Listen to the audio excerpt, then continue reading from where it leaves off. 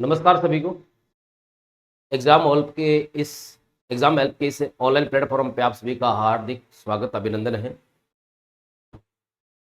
Science second grade और lab assistant के लिए एक जो महत्वपूर्ण एमसीक्यू सीरीज हमने जो प्रारंभ की है, आज उसका एपिसोड जो है लगातार है, दूसरा एपिसोड है।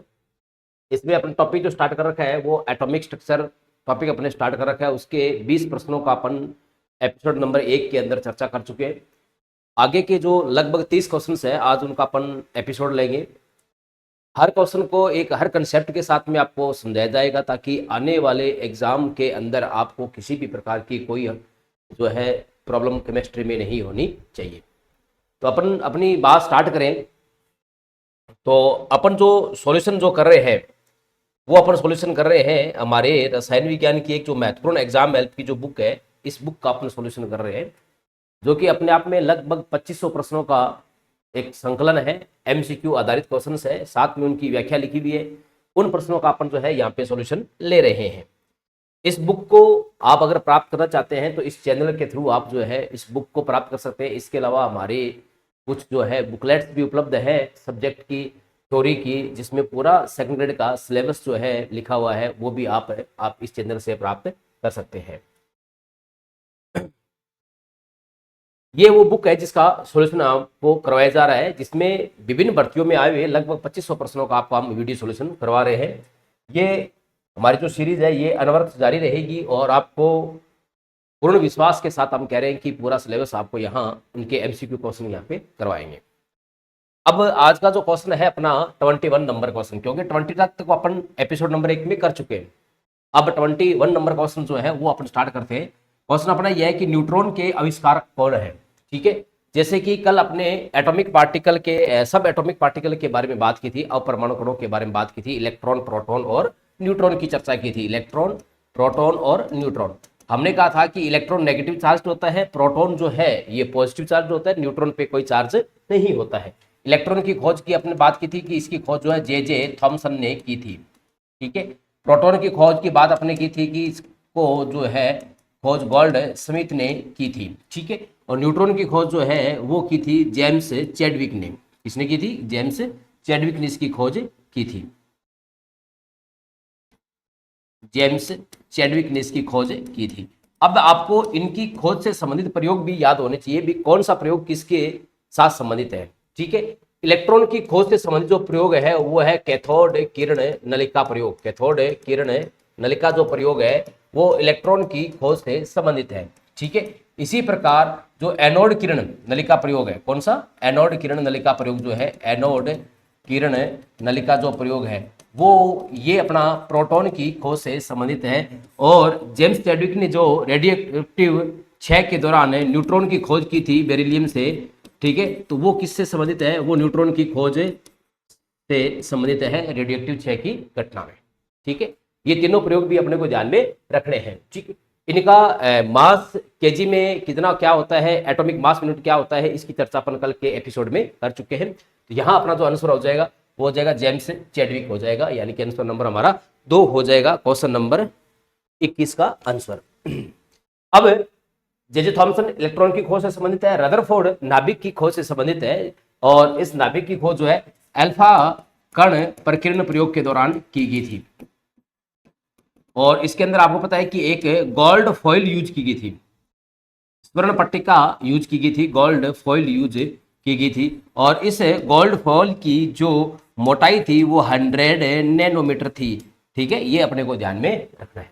क्रिस्टल ऑक्सीजन की खोज से संबंधित है। ठीक है, तो बस इसमें अल्फा कण प्रकीर्ण प्रयोग में जो है ये रदरफोर्ड का प्रयोग है जो नाभिक की खोज से संबंधित है। इसमें अल्फा कण जो है एज ए बॉम्बिंग पार्टिकल, बमबारी पार्टिकल्स के रूप में यूज किए गए थे। और बमबारी किस पे करवाई गई थी? गोल्ड फॉइल पे करवाई गई थी। गोल्ड फॉइल जो है इसकी मोटाई लगभग 100 नैनोमीटर ले गई थी।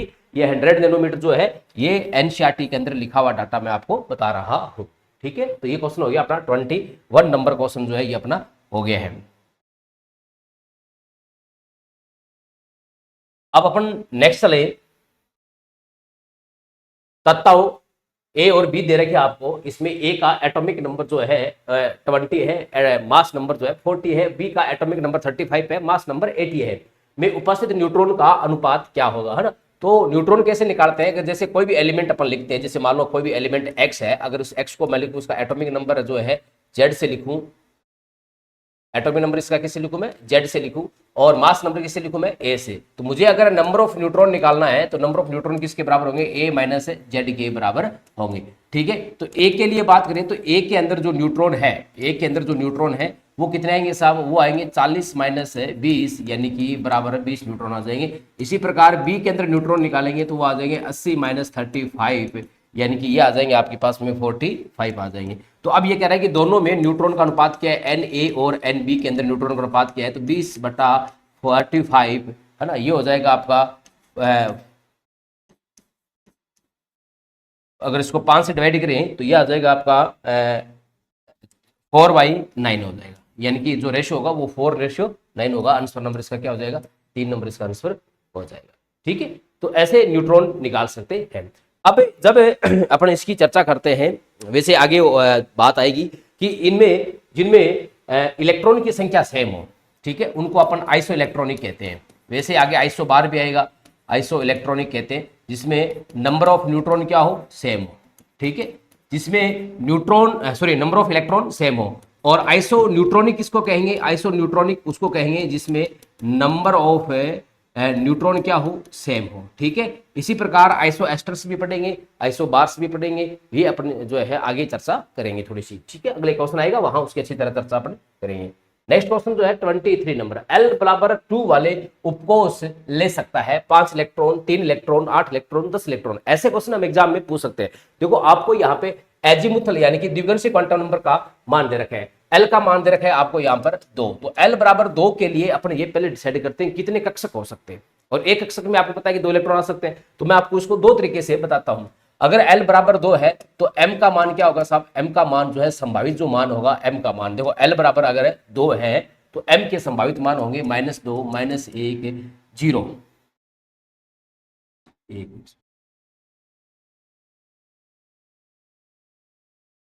0, +1 +2, ये M के जो है संभावित मान होंगे। ठीक है, यानी कि एक कक्षक ये होगा, एक कक्षक ये होगा, एक कक्षक ये होगा, एक कक्षक ये होगा, एक कक्षक ये होगा। टोटल कितने कक्षक होंगे साहब? टोटल कक्षक जो होंगे वो 5 कक्षक होंगे। और एक कक्षक में हमें पता है कि 2 इलेक्ट्रॉन आ सकते हैं, तो 5 में कितने आएंगे? 10 इलेक्ट्रॉन आएंगे। तो इसके अकॉर्डिंग हमारे पास आंसर कितना आ रहा है? इसका 10 जो है आंसर आ रहा है। ठीक है, अब देखो इसको एक तरीके से और निकाल सकते हैं। हमें पता है कि L बराबर 2 किसके लिए होता है? L बराबर जो 2 है वो D उपकोष के लिए होता है। किसके लिए होता है? डी उपकोष के लिए। और डी उपकोष में हमें पता है कि कितने ऑर्बिट होते हैं? 5 कक्षक होते हैं। तो एक कक्षक में 2 इलेक्ट्रॉन आते हैं, तो 5 कक्षक में कितने आएंगे? 10 इलेक्ट्रॉन। ठीक है, ये भी ऐसे भी निकाल सकते हो, ऐसे भी निकाल सकते हो। और कैसे निकाल सकते हैं साहब? अगर आपको L का मान दे रखा है तो उपकोष में इलेक्ट्रॉन की संख्या निकालने का फॉर्मूला भी हमने आपको बता रखा है। उपकोष में इलेक्ट्रॉन की संख्या, ठीक है, अगर निकालनी हो, L का मान दे रखा हो, तो उसका फॉर्मूला जो होता है वो 2 × 2L + 1 फॉर्मूला होता है, जहां पे जो 2 है वो और L का मान है × 1, तो ये आ जाएगा 2 × 5, यानी कि कितने आ जाएंगे? 10 इलेक्ट्रॉन आ जाएंगे। ठीक है, तो ऐसे भी आप निकाल सकते हो। तो मेरे हिसाब से ये उपकोष में इलेक्ट्रॉन की संख्या निकालने की संख्या है। ठीक है, अच्छा, अगर आपको निकालना हो कि उपकोष में कक्षक कितने होंगे, तो कक्षक कैसे करोगे? उपकोष में अगर कक्षक की संख्या निकालने हो तो कक्षक की संख्या निकालने के लिए क्या करोगे? भी एक कक्षक में 2 इलेक्ट्रॉन होते हैं, तो 2 से डिवाइड कर दो, कक्षक की संख्या आ जाएगी, यानी कि कक्षक की संख्या आ जाएगी 2L + 1। तो यहाँ पे देखो इसमें रख लो कक्षक का मान।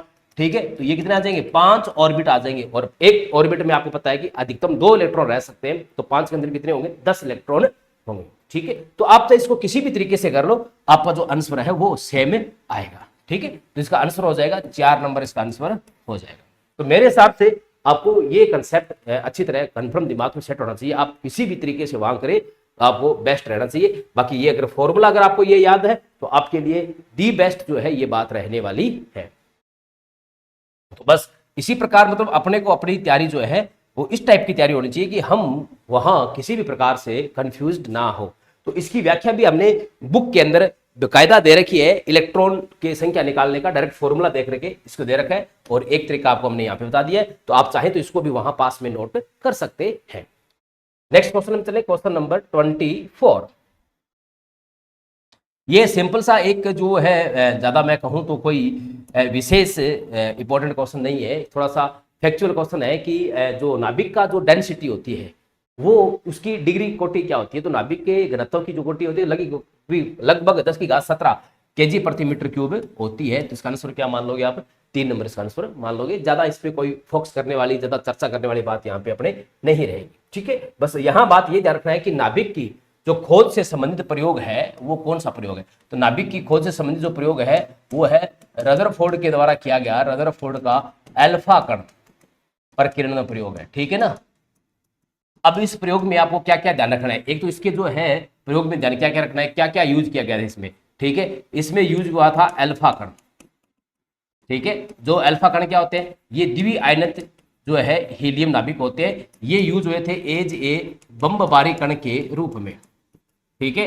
दूसरी बात है, इनकी जो बमबारी की गई थी वो लेड बॉक्स में से की गई थी। कौन से बॉक्स में से, लेड बॉक्स में से की गई थी, ठीक है, लेड बॉक्स में से की गई थी, ठीक है। और इनकी बमबारी की किस पर गई थी साहब, उस किस पे की गई थी, वो गोल्ड फॉइल पे की गई थी। किस पे की गई थी, गोल्ड फॉइल पे की गई थी इसकी बमबारी, ठीक है। और उस गोल्ड फॉइल की मोटाई कितनी थी, 100 नैनोमीटर थी, ठीक है। और जो इसका पता करने के लिए भी अल्फा कण कहाँ जा रहे हैं उसके लिए एक जो है स्क्रीन यूज की थी। और उस स्क्रीन पर कौन से सब्सटेंस का जो है वो कोटिंग की गई थी, वो जिंक सल्फाइड की गई थी। क्योंकि जिंक सल्फाइड जैसे ही किसी जिंक सल्फाइड पर जैसे कोई पार्टिकल्स आके टकराता है तो वहां पे स्पार्किंग पैदा होती है, ठीक है। और इसके आपको क्या क्या याद रखना है, एक तो इसका आपका जो है ऑब्जर्वेशन क्या किए थे, इसके ऑब्जर्वेशन क्या क्या किए थे, ठीक है। दूसरा आपको क्या याद, प्रेक्षण, मतलब ऑब्जर्वेशन बोले तो प्रेक्षण आपको जो है ध्यान में रखने हैं। और दूसरा आपको क्या याद रखना है कि इसके फिर निष्कर्ष क्या क्या निकले, रिजल्ट क्या क्या निकले, ये आपको ध्यान में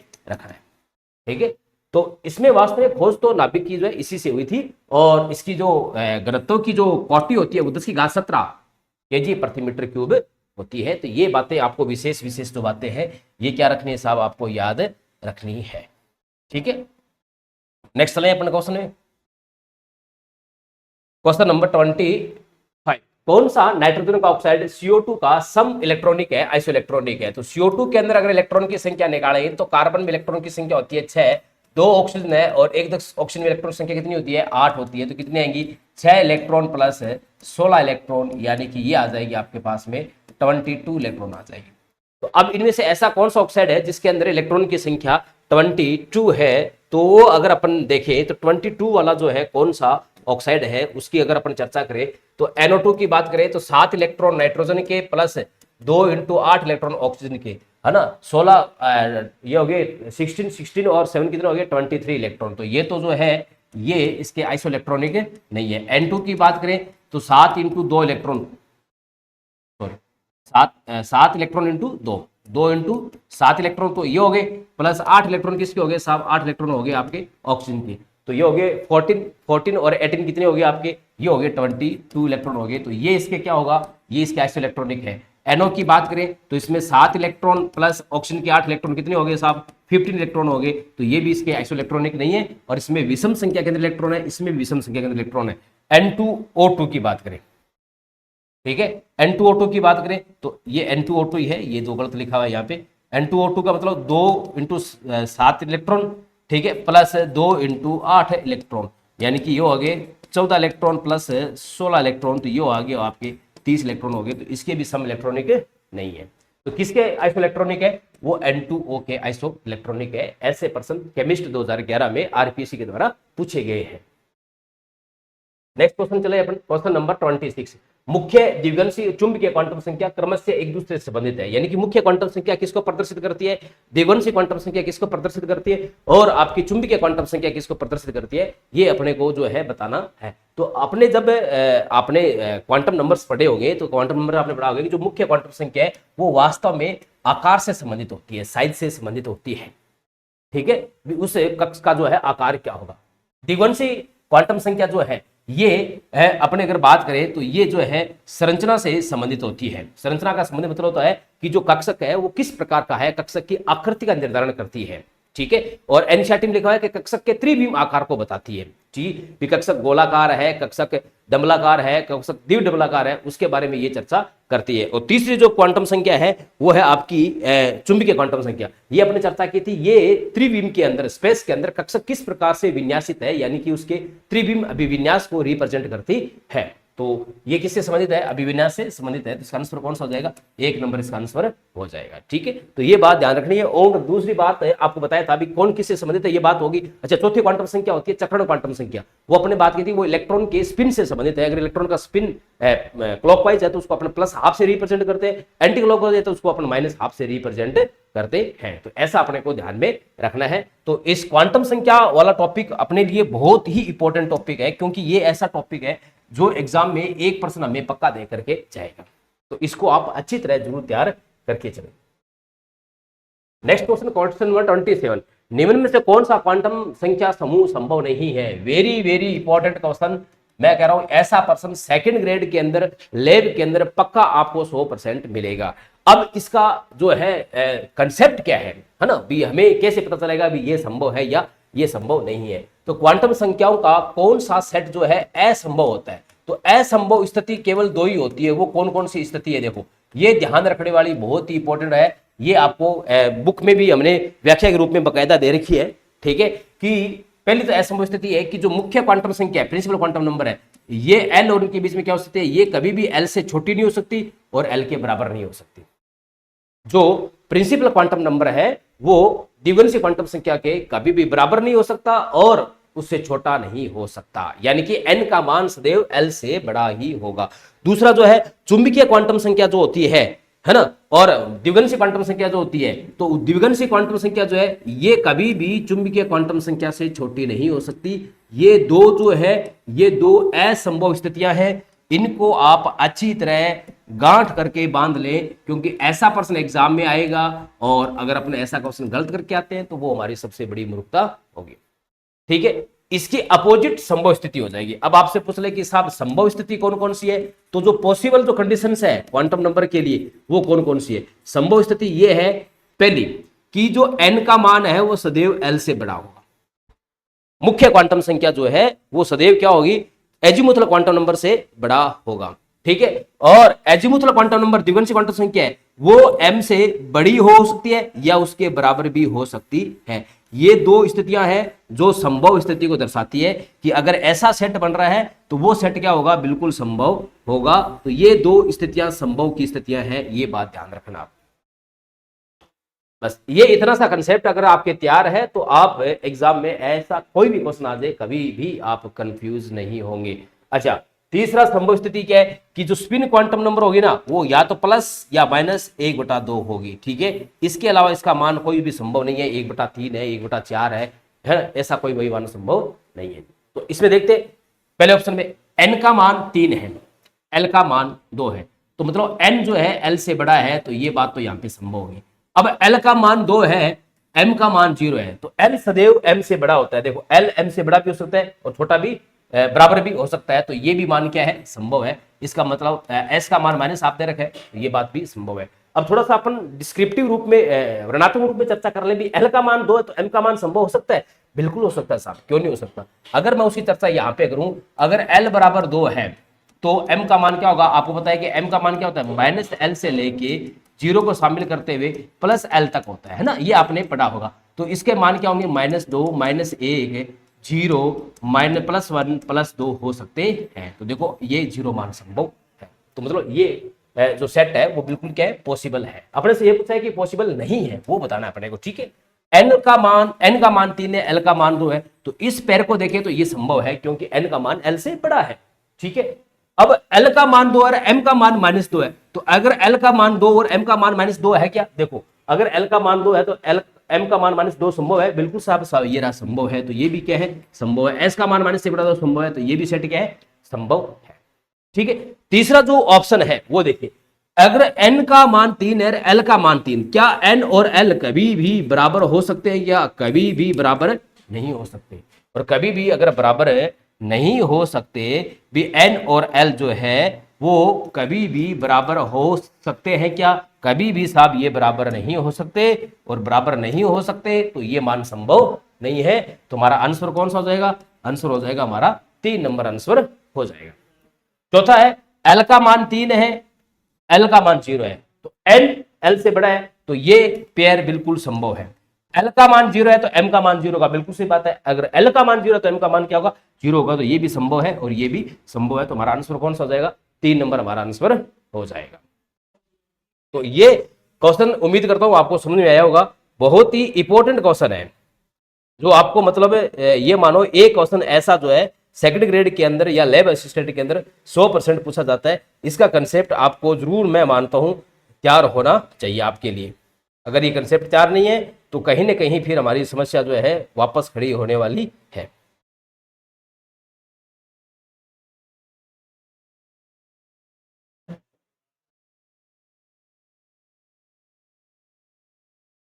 आगे चले क्वेश्चन नंबर, ये 27 हो गया, क्वेश्चन नंबर 28 में तीसरे कोर्स में अधिकतम कितने कक्षक उपस्थित हो सकते हैं? कोर्स नंबर 3, कोर्स नंबर 3 का मतलब कि एल का मान कितना हो सकता है? एन का मान हो सकता है 3। अगर एन का मान 3 है, ठीक है, पूछ रहा है कितने कक्षक हो सकते हैं। अगर इसको निकालने के दो तरीके हैं। अगर एन का मान 3 है तो एल के मान क्या होंगे? एल के मान हो सकते हैं साहब 0 से लेके n-1 तक हो सकते हैं, ठीक है। तो 0, 1, 2 हो सकते हैं, ठीक है। अगर ये 0 है तो सीधी सी बात है एस, एक मिनट, ये अगर है एल का मान 0 है तो कौन सा कोष होगा साहब? एस उपकोष होगा, जिसमें कितना कक्षक होते हैं? एक ऑर्बिट होता है, ठीक है। अगर एल का मान 1 है तो पता ही आपको कौन सा उपकोष होगा? पी उपकोष होगा, जिसमें कक्षक कितने होते हैं साहब? 3 होते हैं।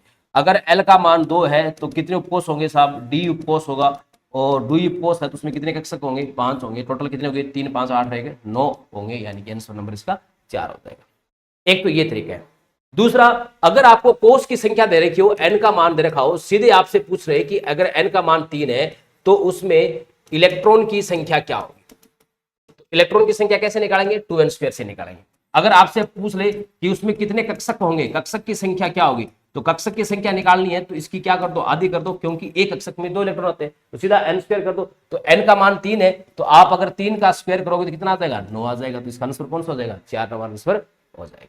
तो इसको चाहे आप इस तरीके से कर ले, बिल्कुल बेसिक तरीके से कर ले, और चाहे आप फॉर्मूले से कर ले, बात क्या है? एक ही है। हमने इसका एक्सप्लेनेशन जो आपको बुक में दे रखा है वो फॉर्मूले से दे रखा है। आंसर नंबर इसका क्या होगा? 4 होगा। क्वेश्चन नंबर 29 वापस एक आइसो इलेक्ट्रॉनिक सीरीज पे क्वेश्चन आ गया कि सम इलेक्ट्रॉनिक सीरीज को बढ़ती आयनिक त्रिज्या का क्रम क्या है। तो सम इलेक्ट्रॉनिक सीरीज जिसमें इलेक्ट्रॉन की संख्या समान हो, तो अपने चर्चा की थी कि अगर सम इलेक्ट्रॉनिक श्रेणी है तो उसमें जो उदासीन परमाणु है उसके अगर आकार की तुलना करें तो उसका आकार जो है वो ऋण आयन से तो छोटा होता है और धन आयन से क्या होता है? बड़ा होता है, ठीक है। और धन आयन में भी अपने चर्चा की थी कि यहां भी 2 कंडीशन रहती है। वो क्या कंडीशन रहती है उसकी भी चर्चा कर लें। तो यहां अपने बात की थी कि अगर पॉजिटिव जो चार्ज है, धन आवेश जो है, वो अगर बढ़ता है तो जो जो आयोनिक रेडियस है, जो रेडियस है वो क्या करती है? डिक्रीज होती है। यहां आपने बात की थी कि अगर नेगेटिव जो चार्ज है, ये नेगेटिव चार्ज अगर बढ़ता है तो जो आयोनिक रेडियस है वो क्या करती है? इंक्रीज होती है, क्योंकि ऋणात्मक चार्ज बढ़ेगा तो आने वाले इलेक्ट्रॉन और पहले से उपस्थित इलेक्ट्रॉन के बीच में रिपल्सन होगा और साइज बढ़ेगा। और अगर धनावेश बढ़ेगा तो इलेक्ट्रॉन्स निकलेंगे तभी तो धनावेश बढ़ेगा, तो जेड इफेक्टिव बढ़ेगा तो एटम का साइज क्या होता जाएगा? कम होता जाएगा, ठीक है। तो अगर इसमें चर्चा करें तो इसमें देखो इलेक्ट्रॉन कितने हैं? इसमें है साहब 18 इलेक्ट्रॉन, 18 इलेक्ट्रॉन है, बिल्कुल। इसमें 20 में से 2 चले गए तो इसमें भी 18 इलेक्ट्रॉन है।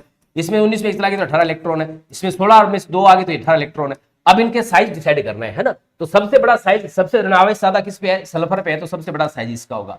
उससे कम साइज किसका होगा? Cl- का होगा। उससे कम साइज किसका होगा? इनमें जो है धनावेश किस पर कम है? पोटेशियम पर है। सबसे छोटा साइज किससे होगा? कैल्शियम+2 होगा। तो ऐसा ऑप्शन आप देख लो इसमें कौन सा है। ऐसा ऑप्शन जो है 3 नंबर ऑप्शन है, तो इसका आंसर क्या हो जाएगा? 3 नंबर इसका आंसर हो जाएगा। तो ये प्रश्न बहुत ही मतलब कंसेप्चुअल क्वेश्चन है, ज्यादा सोचने वाली बात इसमें नहीं है। और ये कंसेप्ट आपको बुक में हमने अच्छी तरह लिख करके दे रखा है, तो इस कंसेप्ट को आप जरूर तैयार करके रखें। क्वेश्चन नंबर 30, n बराबर 4 से संबंधित कुल कक्षक कितने हैं, है ना। तो वो दोनों तरीके हैं। तो अगर कुल कक्षक निकालने हैं तो कक्षक की संख्या किसके बराबर होती है, n स्क्वायर के बराबर होती है। तो 4 का स्क्वायर करते हैं कितना आ जाएगा, 16 आ जाएगा, यानी कि आंसर नंबर क्या हो जाएगा, 4 हो जाएगा। एक दो तरीका इसका ये। अब हमें पता कर रहा हूं कि सर ये आंसर सही है कि नहीं है। देखो आपको तो मैं कहूंगा ये फॉर्मूला याद रखें, लेकिन अगर n का मान 4 है तो उसको जो आपको मैं सिद्ध भी करके बता सकता हूं, n का मान अगर 4 है तो l का मान क्या हो सकता है, 0 हो सकता है, 1 हो सकता है, 2 हो सकते हैं और 3 हो सकते हैं। अगर 0 है तो सीधी सी बात है s उपकोष होगा। s उपकोष के अंदर कितने कक्षक होते हैं साहब, s उपकोष में 1 कक्षक होते हैं। 1 है तो आपको पता है कि p उपकोष होगा। p उपकोष में आपको पता है कितने कक्षक होते हैं साहब, p उपकोष में 3 कक्षक होते हैं। और 2 है तो d उपकोष होगा। d उपकोष में आपको पता है साहब कितने कक्षक होते हैं, 5 कक्षक होते हैं। और 3 है तो f उपकोष होगा। और f उपकोष है तो f उपकोष के अंदर कितने कक्षक होते हैं साहब, 7 कक्षक होते हैं। सारे जोड़ दो, 7 5 12 3 15 रहेंगे 16, यानी कि टोटल ऑर्बिटल्स कितने आ जाएंगे, 16 ऑर्बिटल्स टोटल आ जाएंगे। तो आंसर हो जाएगा इसका 4 नंबर का आंसर आ जाएगा। ये सेकंड ग्रेड 2013 और टेक्निकल असिस्टेंट 2016 में एक पूछा गया प्रश्न है। प्रश्न नंबर 31, मुख्य क्वांटम संख्या n, बहुत अच्छा प्रश्न है ना। क्वांटम संख्या का मान 0 से अनंत हो सकती है क्या, इसका मान 0 से अनंत तक हो सकता है क्या, यही तो गलत होगी बात। इसका मान जो है वो 0 से n-1 तक हो सकता है। किसका मान, मुख्य क्वांटम संख्या, ठीक है। तो ये बात तो क्या होगी इसकी, गलत होगी। 0 से कहां तक मान होता है, 0 से लेके इसका मान होता है n-1 तक होता है। ओहो सुन,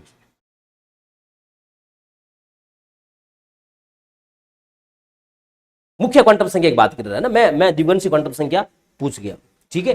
तो मुख्य क्वांटम संख्या जो है इसकी अपन ने जब क्वेश्चन नंबर पढ़ा था 6 से, तो वहां आपने चर्चा की थी। इसका जो मान है मुख्य क्वांटम संख्या का मान, ये कितना हो सकता है, इसका जो मान है वो 1 से अनंत के बीच में हो सकता है।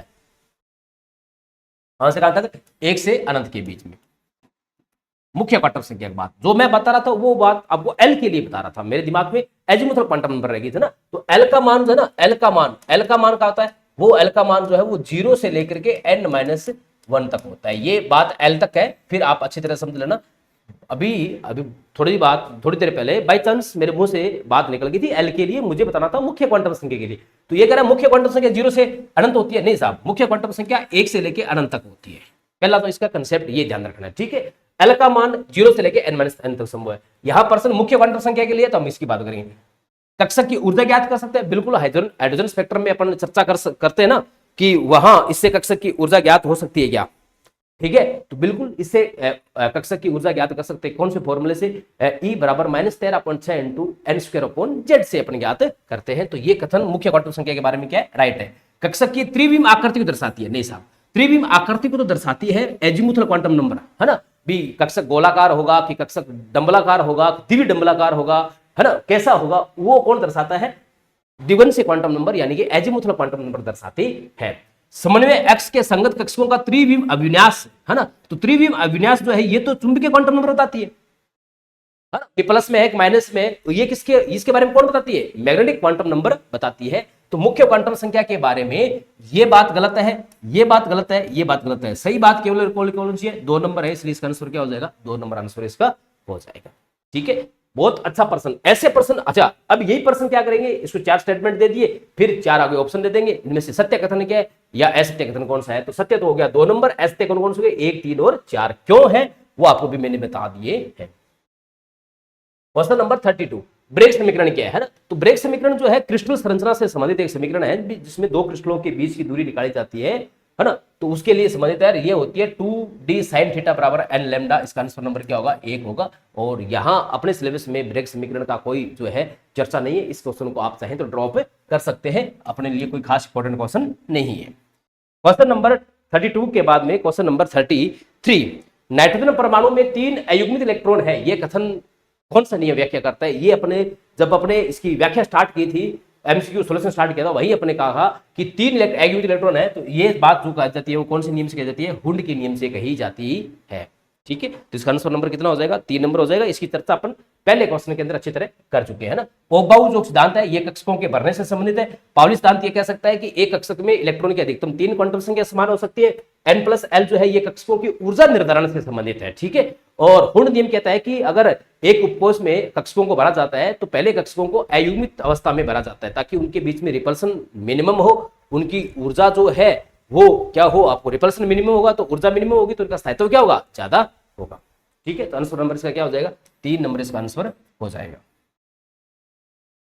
नेक्स्ट क्वेश्चन जो है 34, n बराबर 4 s बराबर -12, 34 ही है, कोई बीच में ड्रॉप तो नहीं हुआ साहब। n का मान 4 हो और s का मान -12 हो, हेतु तत्व में इलेक्ट्रॉन कितने होंगे, है ना। थोड़ा सा क्वेश्चन को इन्होंने ट्विस्ट किया है, ज्यादा कोई भारी भरकम ये क्वेश्चन नहीं है। इन्होंने कहा कि n का मान 4 और s यानी कि स्पिन क्वांटम नंबर -12 वाले कितने इलेक्ट्रॉन्स होंगे, तत्व में इलेक्ट्रॉन कितने होंगे। तो अगर n का मान 4 है तो हमें इलेक्ट्रॉन की संख्या निकालनी हो तो मैं सीधा आपको जो है 2 तरीके से निकाल के बता सकता हूं, ठीक है। यहां आपको मैं मुख्य क्वांटम संख्या दे दूं,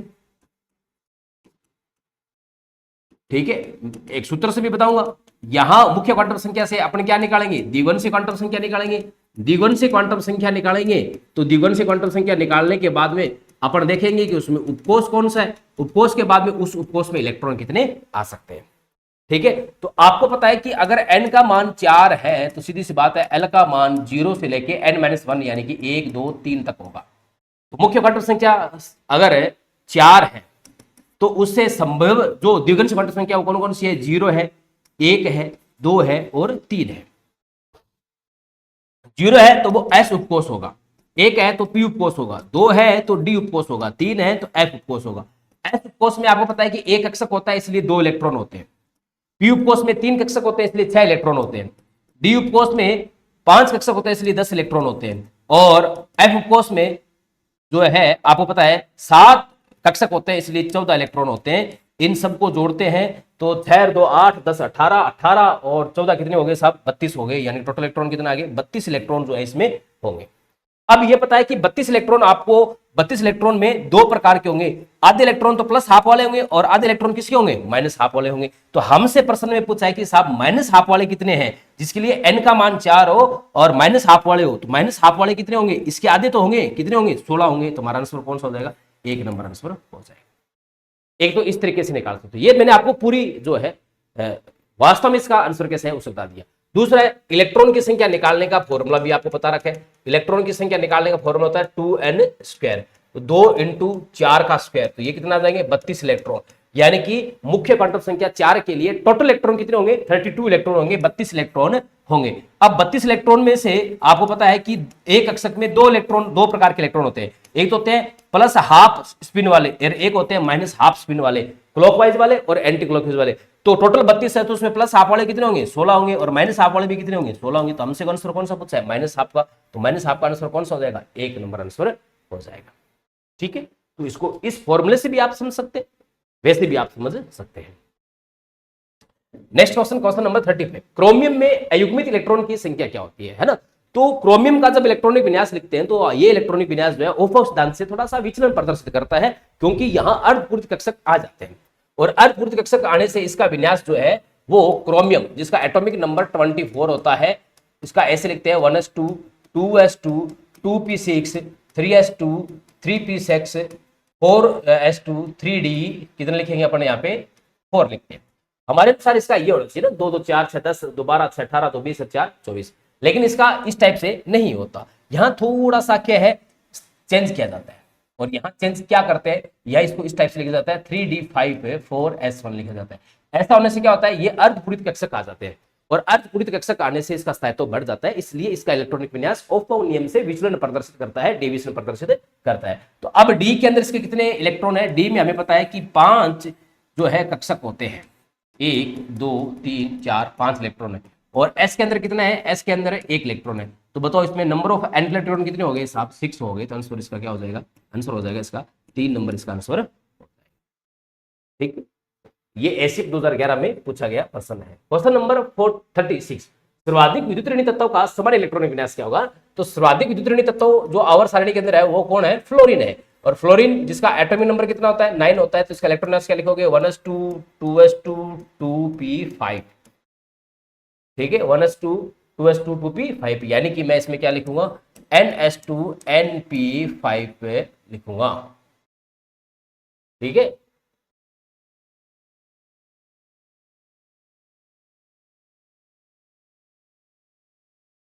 पी के अंदर कितने हैं इसमें तो कोई option- हाँ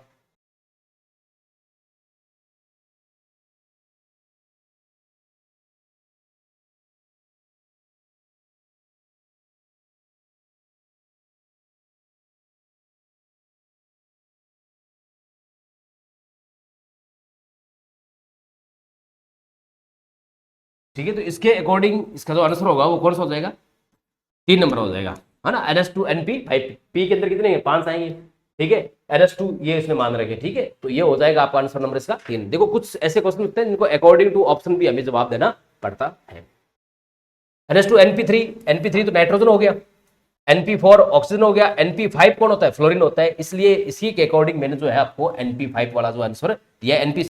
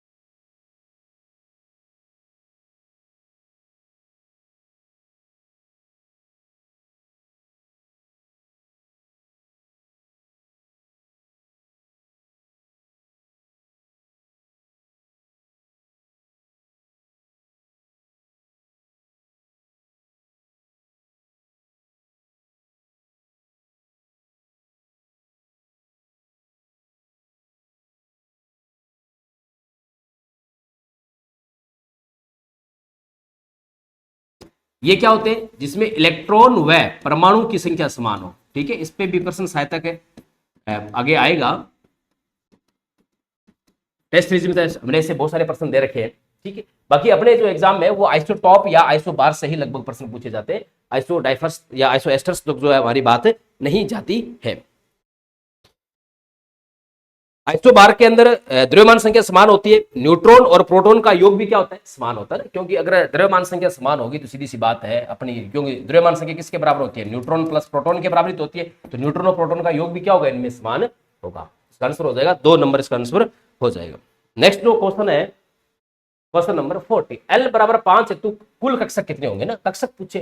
तो एल का मान कितने दे रखा है आपको, 5 दे रखा है। तो कक्षक की संख्या निकालोगे तो क्या फॉर्मूला लगाओगे, 2l+1 यानी कि 2 × 5 + 1, ये कितने आ जाएंगे आपके 11 कक्षक है आ जाएंगे। तो आंसर नंबर इसका क्या हो जाएगा, 4 नंबर इसका आंसर हो जाएगा। इसको दूसरे तरीके से भी अपन निकाल सकते हैं व्याख्या करके, कैसे, जैसे अगर आपको एल का मान 5 दे रखा है तो इसमें कौन कौन से कक्षक होंगे, यानी कि m के संभव मान देख लो आप। तो m के संभव जो मान होंगे वो कौन कौन से होंगे, वो -5, -4, -3, -2, -1, 0, +1, +2, +3, +4 और +5। गिन लो कितने कक्षक है, 1, 2, 3, 4, 5, 6, 7, 8, 9, 10 और 1 11 है ना। तो टोटल 11 कक्षक बनते हैं। तो चाहे आप इस फॉर्मूले से निकाल लो और चाहे आप सीधा जो है इसको ऐसे भी निकाल सकते हैं। तो आंसर इसका 4 नंबर आंसर हो जाएगा। क्वेश्चन नंबर 41, एल बराबर 4 है तो कुल कक्षक संख्या कितनी होगी। तो एल बराबर 4 है तो कुल कक्षक संख्या 2l+1 से निकाल लो आप। ठीक है, 2 × 4 + 1 यानी कि कितने कक्षक हो जाएंगे, 4 में 8 और 1 9, टोटल कक्षक कितने हो जाएंगे, 9 कक्षक हो जाएंगे। इसलिए इसका आंसर क्या हो जाएगा, 4 नंबर इसका आंसर हो जाएगा। ठीक है, तो आप उसको इस तरीके से भी निकाल सकते हो और उस तरीके से भी निकाल सकते हो, जैसे आपने पिछला तरीका किया था उससे भी निकाल सकते हो। 42 नंबर, किसी परमाणु में उपस्थित 2 इलेक्ट्रॉन की चारों क्वांटम संख्याएं एक समान नहीं हो सकती। उक्त कथन क्या है, वो कौन सा कथन कहलाता है, पाउली अपवर्तन सिद्धांत कहलाता है कि एक कक्षक में जो इलेक्ट्रॉन्स है उनकी अधिकतम 3 क्वांटम संख्या समान हो सकती है, लेकिन चौथी क्वांटम संख्या जो स्पिन क्वांटम नंबर है वो हमेशा क्या होती है, डिफरेंट होती है। अगर एक इलेक्ट्रॉन क्लॉकवाइज है, स्पिन कर रहा है, तो दूसरा क्या करेगा, एंटी क्लॉकवाइज स्पिन करेगा। तो ये कहलाता है पाउली का अपवर्जन सिद्धांत कहलाता है। हुंड का अधिकतम बहुलकता का नियम क्या है कि जब एक उपकोष के खाली कक्षक भरे जाते हैं तो पहले कक्षकों को अर्धपूरित अवस्था में या ऐसे कहे तो एक एक इलेक्ट्रॉन से भरा जाता है, अयुग्मित अवस्था में भरा जाता है, ताकि इलेक्ट्रॉन्स के बीच का रिपल्सन कम रहे और उनका स्थायित्व क्या हो, अधिकतम हो। ओबाउ नियम ये कक्षकों के निर्माण से संबंधित नियम है कि कक्षकों में जब इलेक्ट्रॉन भरते हैं तो उनकी ऊर्जा के बढ़ते क्रम में भरा जाता है। और N+L नियम ये कक्षकों की ऊर्जा निर्धारण से संबंधित है कि किस कक्षक की ऊर्जा कम है किसकी ज्यादा है। इस पर भी प्रश्न आगे आएगा, उसमें अपना अच्छी तरह चर्चा करेंगे। तो यहाँ पे हमारा आंसर हो जाएगा 1 नंबर, इसका हमारा आंसर हो जाएगा। फिर मुख्य क्वांटम संख्या n बराबर 3 से संबंधित कुल कक्षक है कितने होंगे, है ना। तो अगर आपको मुख्य क्वांटम संख्या दे रखी है और कक्षक की संख्या दे रखी है, पूछे आपसे, तो कक्षक की संख्या आप मुख्य क्वांटम संख्या से कैसे निकालोगे, आपको फॉर्मूला बता रहा है सीधा n² करो, यानी कि 3 स्क्वायर करो तो क्या आ जाएगा, 9 आ जाएगा। आंसर नंबर इसका क्या हो जाएगा, 3 नंबर आ जाएगा। बाकी आप सीधा भी निकाल सकते हो, क्योंकि अगर आपको n का मान 3 दे रखा है तो आप l का मान भी निकाल सकते हो। n का मान 3 से l के मान क्या होंगे, 0, 1, 2 होगा।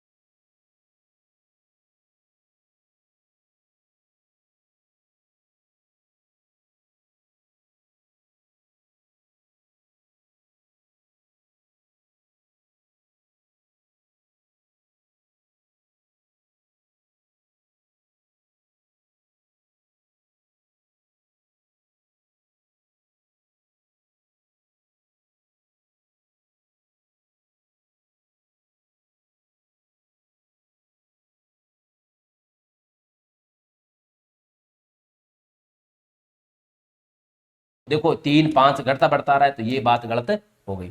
फिर देखो 1s, इनमें n प्लस एल का योग आ गया 1, इसमें योग आ गया 3, इसमें योग आ गया 3, और इसमें योग जो आ गया 2 आ गया, इसमें योग आ गया 3 2 5, तो ये भी सही नहीं है। इसमें देखो n प्लस एल का योग कितना आ गया 1, इसमें कितना आ गया 2, इसमें कितना आ गया 3, इसमें भी कितना आ गया 3, और इसमें कितना आ गया 4, तो ये बढ़ते क्रम में है ना। तो देखो यहाँ n प्लस एल का योग सेम है, लेकिन देखो यहाँ n का मान ज्यादा है, इसलिए इसकी ऊर्जा 2p से क्या होगी, ज्यादा होगी। तो आंसर कौन सा हो जाएगा इसका, 3 नंबर आंसर हो जाएगा। फिर है इसके लिए n प्लस एल का योग कितना आ गया 1, इसके लिए कितना आ गया 2, इसके लिए कितना आ गया 3, इसके लिए कितना आ गया 3, इसके लिए कितना आ गया 3 2 5। लेकिन यहां देखो, यहां 3 3 बराबर है, लेकिन ये कह रहा है कि 2p की ऊर्जा 3s से ज्यादा है। गलत बात है साहब, क्योंकि 3s के लिए n का मान, मुख्य क्वांटम संख्या का मान ज्यादा है, इसलिए इसकी ऊर्जा 2p से क्या होनी चाहिए, ज्यादा होनी चाहिए। आंसर इसका कौन सा हो जाएगा, 3 नंबर इसका आंसर हमारा हो जाएगा। नेक्स्ट क्वेश्चन 49 नंबर, कक्षीय आरेख जिसमें हुंड नियम की बहुलकता की पालना नहीं होती है। तो हुंड नियम यह कहता है कि जो कक्षक है, खाली कक्षक है, वो ऊर्जा के जो सॉरी इलेक्ट्रॉन्स को पहले अयुग्मित अवस्था में भरते हैं, फिर उनका पेयरिंग किया जाता है। तो ये देखो, ये जो है ये फुल भरा हुआ है, लेकिन यहां देखो इसको खाली छोड़ दिया, लेकिन इसको जो है इन्होंने यहाँ पे युग्मित कर दिया। तो ये बात यहां आकर के क्या हो गई है, गलत हो गई है। इसको देखो यहाँ इसको युग्मित कर दिया, ये तो बात यहाँ पे गलत हो गई, और इसको क्या छोड़ दिया इन्होंने, खाली छोड़ दिए। तो यही जो है ना, ये जो है हुंड के नियम की पालना यहाँ पर नहीं हो रही है, इसलिए इसका आंसर नंबर क्या हो जाएगा, इसका आंसर नंबर हो जाएगा 1 नंबर, इसका आंसर हो जाएगा। दूसरा देखो, इसमें देखो बिल्कुल पहले सारे अयुग्मित भर के फिर पेयरिंग स्टार्ट हो रही है। इसमें देखो भरने अयुग्मित भरे हुए, इसमें भी तीनों अयुग्मित भरने के बाद फिर पेयरिंग इसकी क्या हो रही है, स्टार्ट हो रही है। तो पहला ऑप्शन क्या हो जाएगा, इसका सही आंसर हो जाएगा। क्वेश्चन नंबर 50, सर्वाधिक भेदन क्षमता युक्त कक्षक कौन सा है ना, ऐसा कौन सा ऑर्बिट है जिसकी पेनेट्रेटिंग पावर सबसे ज्यादा है। तो जो ऑर्बिट नाभिक के जितना पास होता है उसकी भेदन क्षमता उतनी क्या होती है, ज्यादा होती है। और भेदन क्षमता क्रम ये होता है एस पी डी और एफ होता है, बहुत ही इंपॉर्टेंट क्रम है, याद रखने वाला क्रम है। तो आंसर कौन क्या हो जाएगा इसका, 1 नंबर इसका आंसर हो जाएगा। 50 नंबर का 1 नंबर इसका आंसर हमारा हो जाएगा। नेक्स्ट क्वेश्चन की बात करें तो ये हमारे जो है 50 क्वेश्चन थे जो कंप्लीट होते हैं। तो आपने देखा होगा कि इस टॉपिक से है ना, एटॉमिक स्ट्रक्चर जो है इसमें आपको 2 टॉपिक अच्छी तरह तैयार होने चाहिए। एक तो आपका क्वांटम संख्या वाला, क्वांटम संख्या पर कैसा भी प्रश्न एग्जाम में आपसे पूछा जा सकता है। दूसरा जो है आपका दूसरा टॉपिक जो आपको याद होना चाहिए अच्छी तरह, एक नोट पे तैयार होना चाहिए, ठीक है। तीसरा आप जो है जो ओफव प्रिंसिपल है ना, जिसमें सारे नियम आते हैं, ओफव जो सिद्धांत है, नियम है, इसके जितने भी नियम है, हुंड का अधिकतम बहुलकता का नियम है, पाउली अपवर्जन सिद्धांत है, और इसके अलावा आपका जो है n+l का नियम है, इनके कंसेप्ट याद होने चाहिए।